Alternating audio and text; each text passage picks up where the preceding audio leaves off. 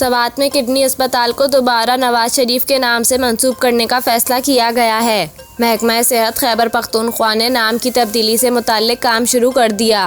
महकमा सेहत ज़राए के मुताबिक खैबर पख्तूनख्वा की निगरान हुकूमत ने सवात में किडनी अस्पताल को दोबारा नवाज शरीफ के नाम से मंसूब करने का फैसला किया है। ज़राए के मुताबिक महकमा सेहत खैबर पख्तूनख्वा ने नाम की तब्दीली से मुताल्लिक काम शुरू कर दिया है। इस सिलसिले में समरी तैयार करके सूबाई निगरान हुकूमत को भेजी जाएगी और मंजूरी के बाद अस्पताल का नाम नवाज शरीफ किडनी अस्पताल हो जाएगा।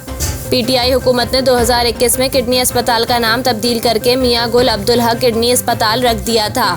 दूसरी जानिब मुस्लिम लीग नून के तर्जुमान इख्तियार वली के मुताबिक अस्पताल का नाम तब्दील करना इमरान खान की तंग नजरी की मिसाल थी। सवात में किडनी अस्पताल को दोबारा नवाज शरीफ के नाम से मंसूब करना खुशाइंद है।